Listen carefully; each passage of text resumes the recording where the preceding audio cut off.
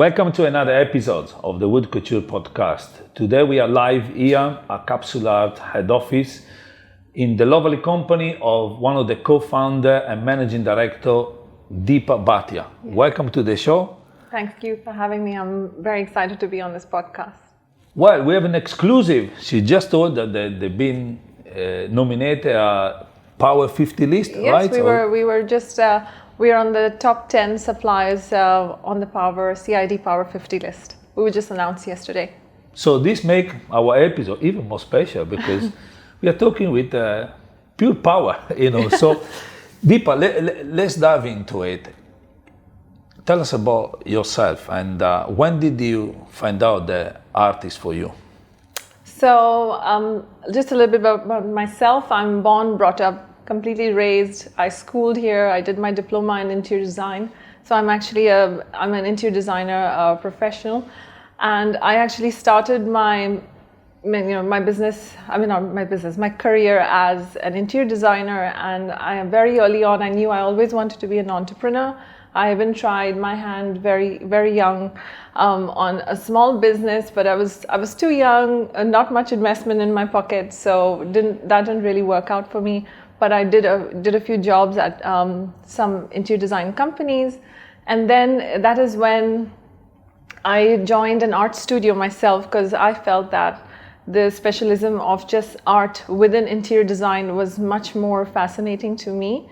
And that's actually where I even met Rachel. So we worked together at the art studio for a couple of years, and we got together, we conceptualized Capsule Arts. And that's it. It was a dream come true. So we formed Capsule Arts in 2012.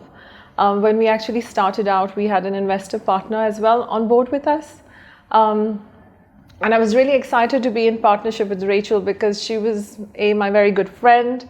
We had great synergy. We had the same working style. We had the same vision, the passion, the ambition. So I knew it was going to be a great partnership between us when we started out. And then a couple of years into the business, we even bought out our investor as well. So then we became, just us two as the main owners of the business.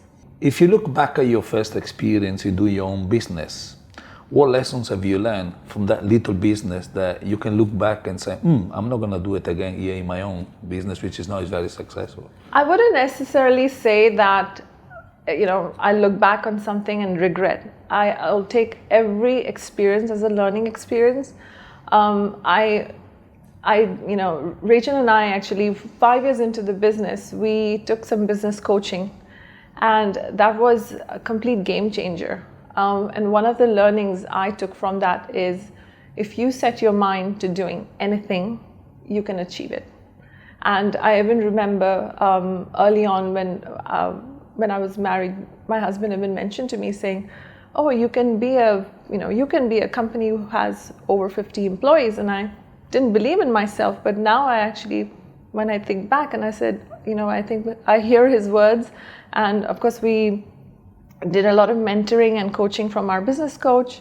I completely believe, if you set your mind, you have a vision, you are extremely planned with what you want to do, you can achieve it.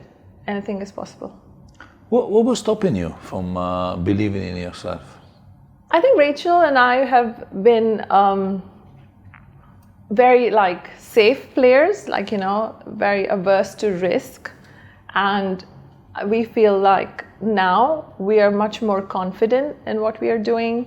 We are we have 10 years of experience of projects that we have completed, the experience of working with multiple clients, developers, taking on different opportunities, learn through these experiences just made us very confident. And we do feel like making financial investment, taking that risk gives higher returns. It definitely does. Early on as business owners, and this, I'm sure every young business would go through this, hiring the right kind of staff.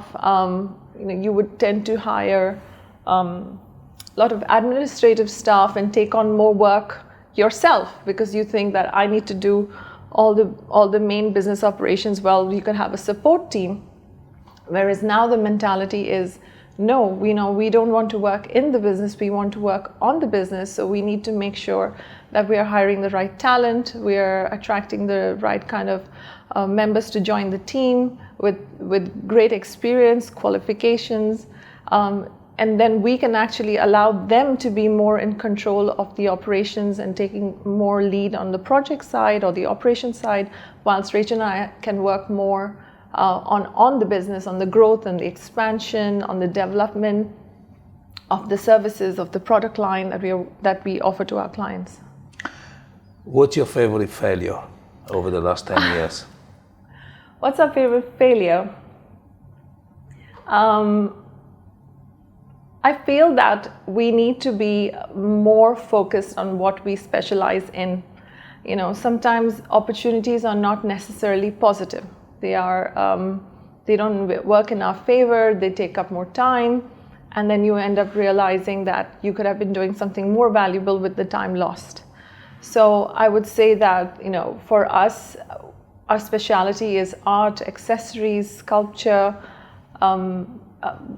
and we should remain within that. Sometimes clients ask us to take on very high structural aspects, which is very connected to interior design or to the contractual, I would say, stakeholders in the project. That should be within their realm and not ours, because sometimes when we do integral artworks, there is this very gray line as to who should be doing these structural aspects sometimes. And I think we have learned from that we should steer away from that and keep our specialty to the actual design and the manufacturing of the art pieces itself versus the building construction. So I wouldn't say it's a failure again, it's just a learning experience for us. When you lose focus, what do you do to regain your focus at work? When we lose focus, we step back. And in fact, one of the things Rachel and I always do is we take a day out every week to work on the business. So I don't feel like in the last few years we've had that moment where we feel like we've gone off track. I feel like we've remained very focused, and that's one of the reasons where we are today. So we always tend to step back. We always tend to revisit our quarterly goals, our yearly goals, to see where we've actually reached with them and how much we've achieved so far. And then perhaps if we need to have some restructuring or reorganizing of the goals that we've laid out, then we will re-workshop that and work on them.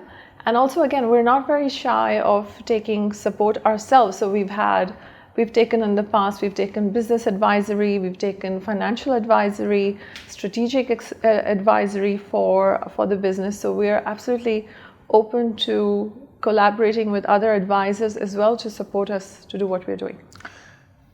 What is the you admire the most in your business partner, in Rachel?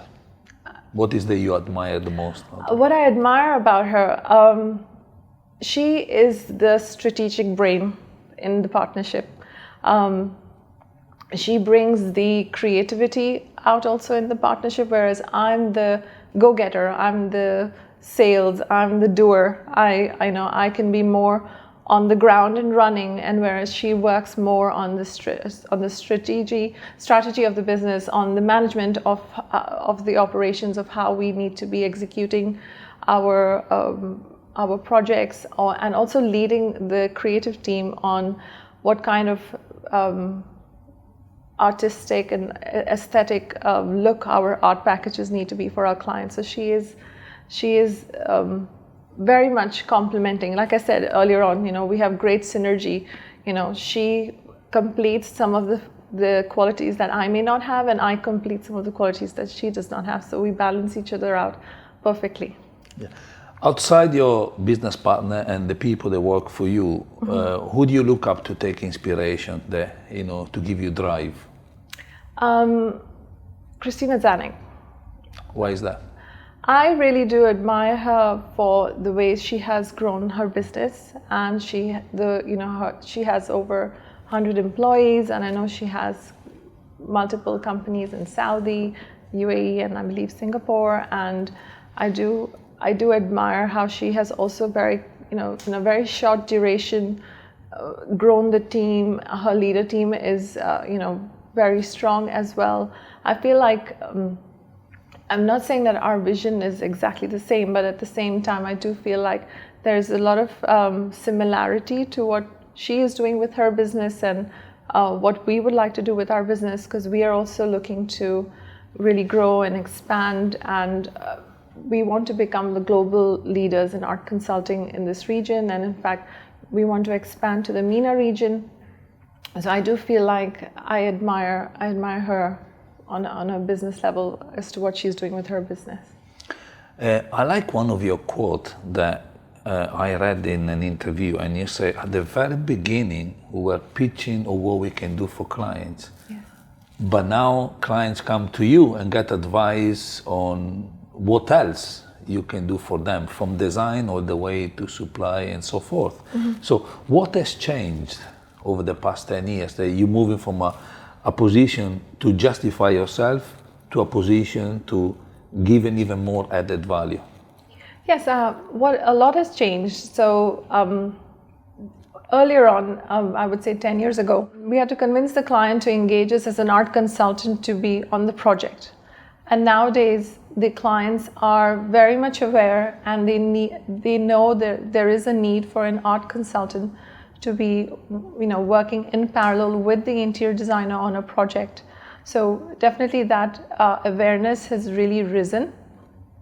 The challenges that we used to face before was about budgets, where budgets were also very very small compared to what they were expecting the artwork packages to be.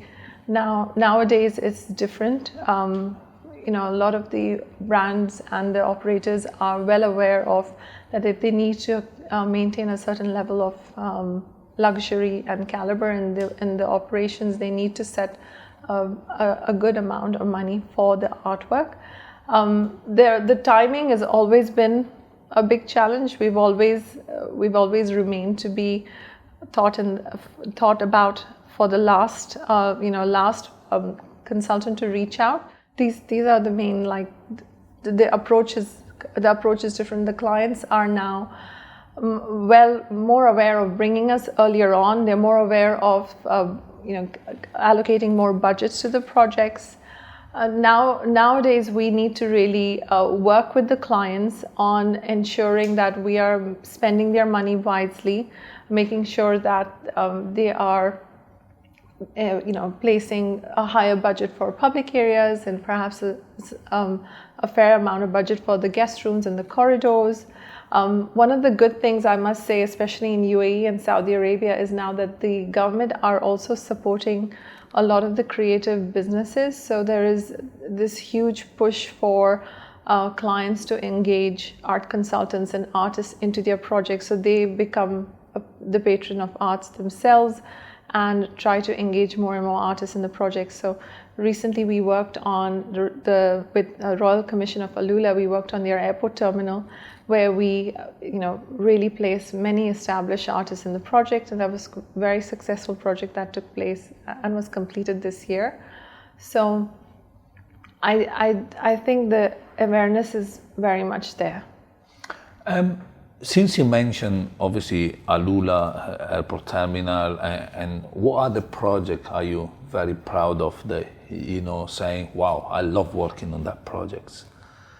Definitely the Airport Terminal by Royal Commission of Alula is one of our very successful projects. We actually even won an award at the Commercial Interior Design Awards this year for that project.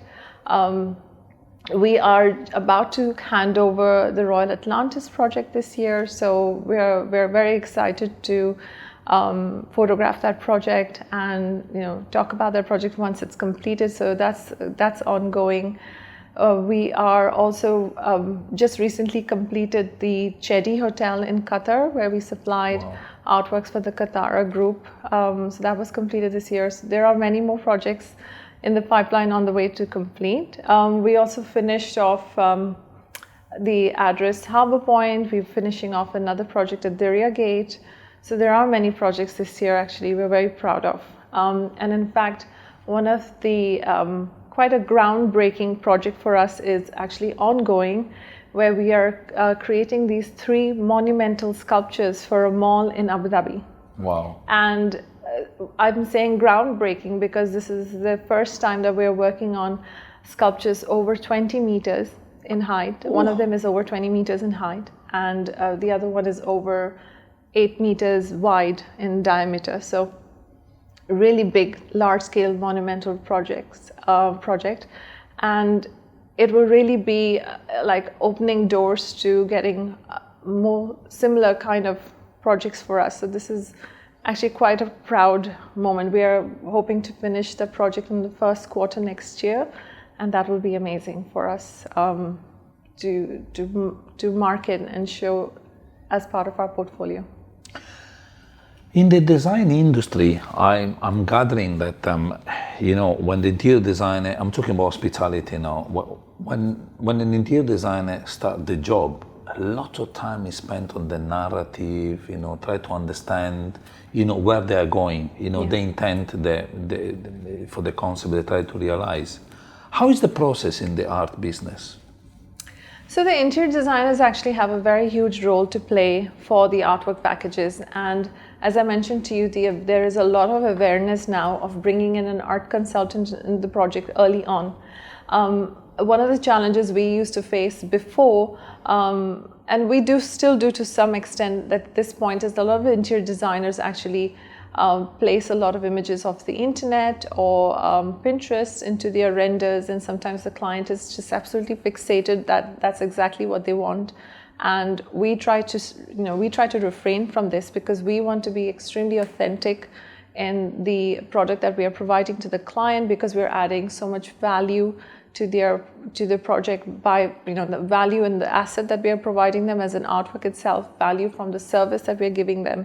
So we don't want to lift off something that is taken off from the internet. So we really ourselves, we are very strategic in our approach as to how we also service our clients. So we make sure that along with the interior designer, we also develop our own art narrative, and our art strategy includes our curatorial concept of how we would approach it, includes the production approach, because one of our business model thrives on doing design through production. This is the main business. So for us, it is in our strategy to include production strategy. We work with the client's budget. So if the client has a budget, we work with the budgets they've given us, or if there is no budget, we advise them as to how much they should be spending on the project. So we hence work in parallel with the interior designers, develop our own art strategy, and work alongside with them like an extension to the interior design team. Interior designers have become more and more aware themselves that the idea of just placing an image in their render is not necessarily the right way to proceed. So a lot of designers actually we have been speaking to, they have been confirming to us that they just tend to place like a position or a location on their renders, and they say that the artwork is by art consultants, because they do also understand that it is not ethical to take somebody else's work and place it into a render, or unless they design something in-house themselves and already placed in their render. That's the approach. So as I mentioned to you, it is really changing. Interior designers do have a huge role to play. They have to really work with us in order to support what we are doing. I mean, you say something which is amazing, that you said we incorporate also, as part of the overall strategy, the manufacturing strategy, yes, of what you specify. And that is very interesting. And there is a lot of people out there that do not know your business. And while for you is a given, because hey, this is how we've been successful. Mm-hmm. But let's try to open up a bit of an educational part. If you were not taking into consideration the manufacturing part of your artwork, what will happen to the client? What is the potential danger of taking that into account? So if you only do the design without taking into consideration how you're going to make the artwork, and what will happen to that? What will happen is, I mean, of course, we do get appointed as an art consultant on projects, not necessarily taken through all the way through to do art production. This, of course, compromises the integrity of the artwork itself. Somebody may translate our concept and story in a very different way than it was intended to be. So it may not necessarily have that level of originality or materiality finish or quality that we expected our package to be. They could be interpreting it in a different way. Perhaps they could be reducing the quality of the artwork, to meet the client's budget. So that is definitely the danger that client faces, that if they just take a package off us and they are producing it somewhere else, they may not even go to the source artist. They could try and replicate the artist's work. So that's really the danger that they are facing. They could face copyright infringement if something like that happens. Time delays also? Yes, and time delays as well. So that's why one of the reasons why we actually really encourage our client to take us through art productions is because then we hold that standard and that quality for them through the packages. Because when we are designing, we have a huge responsibility in the service we provide. We are ensuring that we are firstly designing to the budgets that the client have provided us. We are making sure that we are specifying artists or artisans or suppliers who we know can withhold the quality and the client's timeline and the budget when we are specifying. So we have a huge responsibility when we're doing the art packages. So my team actually have to work hand in hand with the budgets when they are doing the art packages. So that's the reason why we always encourage clients to work on production with us. And in this 10 years, we've done so much research and development ourselves. Like, we know exactly where the source manufacturers are for certain items, that there's specialists for ceramic, metal, glass, bulk orders, mass production, or we have a in-house art curator who always keeps up the momentum of ensuring that we are always up to date with with trends and with artist portfolios that who we work with for and specify them for our projects. And we have a very robust system on how we are, when we take on an artist portfolio into our library, we ensure that we are speaking to them first. We understand their process. We understand how their artistic development is. Like, we don't want to recommend an artist on a project that their manufacturing timeline is 12 months and then the client only has 6 months to actually do the project. So we have to really make sure that we are keeping all these different factors in mind when we are recommending artists or artworks during the art selection process. It's interesting because what I'm gathering from what you say is that what you do is originality, authenticity. Yes. But above all, I'm gathering that art is a science. To get an art problem is a scientific process. It's not anymore, or just it looks good.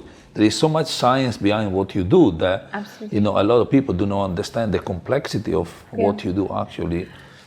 And I feel like this is where we play a huge role to make the clients understand that it's not just framed poster prints and just framing that we're providing them. We're actually creating the experience, the journey that artwork creates for the brand.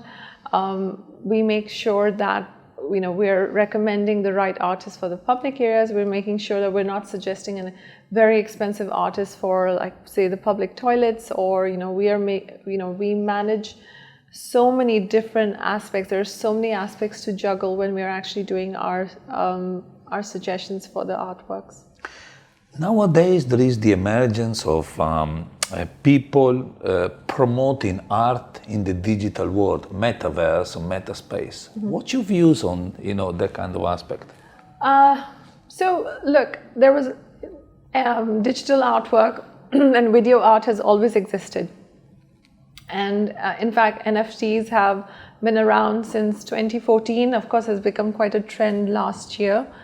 And we definitely think this is a great value for the artists, because then that gives them that legitimacy to their work. Makes their the buyer who's buying the digital artwork has an authenticity of the work itself. So it's really created a good platform for artists to then even convert their artworks, their physical artworks also to digital artwork, and then have that platform to sell anywhere in the world. So I do feel like there is definitely a great boon to what NFTs have done.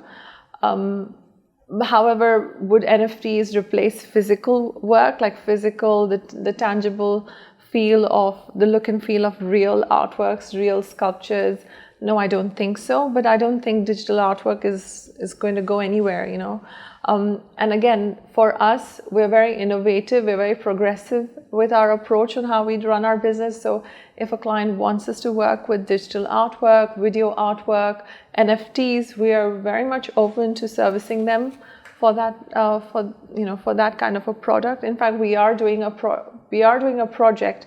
We're not necessarily sold NFTs, but we are selling a lot of digital artwork, and they wanted like LED artworks, light installations, so very like uber cool, and that's the requirement. That's the operator's requirement. So yes, so if we have a project where we need to work with this kind of artwork, it's not a problem at all for us.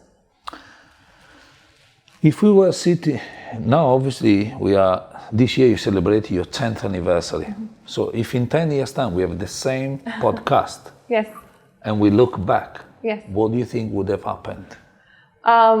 We would have expanded. We would have expanded globally. We would have perhaps 1 or 2 offices outside of UAE. We would have definitely built on our own art studio. At this point, again, we are very collaborative with our approach. We work a lot with artists, manufacturers and suppliers all across the world. But we don't necessarily have them under our umbrella like they are, we outsource or we subcontract them. I would actually see that Capsule Arts would have their own art studio where we would be developing our own in-house artworks and having a library of our own art collection to offer to our clients. Rachel and I have always spoken about having a capsule collection where we design our own accessories. So that would be one of the products that we could offer to our clients as well. We're very ambitious. We would love to see the team grow a lot. At this point, we are a team of 32, and when we actually moved into this space, we put down only 35 desks, and we're already 32. So I'm wondering if we would need another co-office space if we grow the team more. So yeah, I'm definitely seeing a lot of growth, and I'm actually very excited with the stage that we are at, because earlier on, the business challenges were more like staffing, what kind of projects to take on. But this, now I don't call these challenges anymore. I call them more like stepping stones. So every time we face something, it's more like a stepping stone for us to go and achieve something more and achieve something better. So, growing the team, retaining the team, mentoring the team. This year we are also hiring a lot of senior members to join to the team. So these are such exciting developments that are already happening in the business. And 10 years later, I do see this, bigger space, a bigger multiple offices, our own product line, more projects under our belt globally. So yeah. Of the 32 desks, I saw there are lots of filled with ladies. And, is it like, actually, I don't want to ask about you. I'm going to ask you about the industry in general. Do you think the design industry has done enough to empower women to go out and succeed? Yes, absolutely. I do feel like the interior design industry is still very female dominated. I do feel like the developers or the contractual side of the industry is very male dominated. The more creative side is more female dominated. We have gotten much better. We were predominantly very female heavy, but now we do have a lot of men in our team.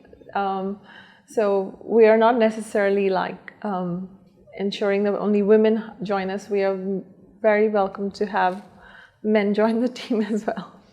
But you are a great example of being successful, and there is a lot of young ladies out there that look up at you and say, wow, I want to do what Deepa have done. You know, why can I not do it? Yeah. Same insecurity you sounded like you had many years ago. Yeah. You know, they have them right now, teenage daughters and so forth. So, you know, I think it's remarkable to see how many females you have in your team, which is great. You know, I mean, it's a fantastic to see. I have a daughter, so you know, I mean, I can only support your, you know, your commitment.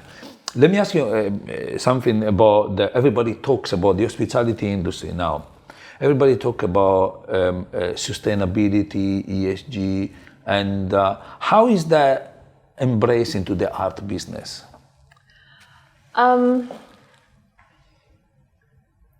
Sustainability within our industry is, I wouldn't say it is not existent, it is prevalent, but at the same time I feel like we need to take more conscious steps to be more sustainable. I'm not sure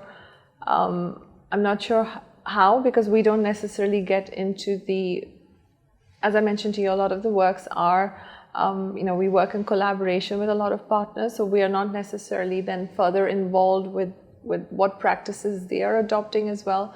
But definitely we are, you know, we have been asked a lot about sustainable practices in our business, especially now that Saudi Arabia is doing a lot of projects, and you know, a lot of government projects are asking us for this. I do feel like we have a lot more development to do in this region for ourselves.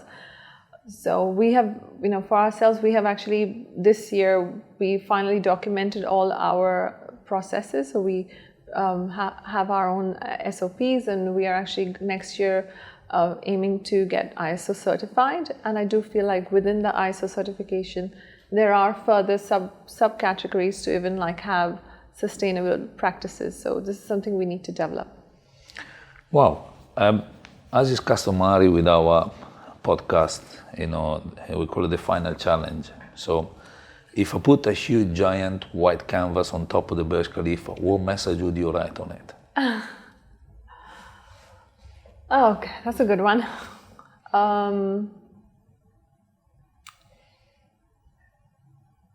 I mean, I would just say like the admiration for more authentic pieces or originality is something that I feel is something I would just like originality is what I would say. I do feel like there is a lot of talent all around us, and I feel like we need to just try not to be repetitive. Now, because sometimes you see such trends, like you'll particularly see a particular artist, and it'll be trending for a year on every other design project, you know, because it becomes such a trend. So I do feel like there should be, you know, the approach should always be try to be as original as possible, different as possible, exclusive as possible. So yeah, that's what I would say. Originality. So originality is the message. Dear Deepa, it's been an absolute authentic and original chat. Thank you very much.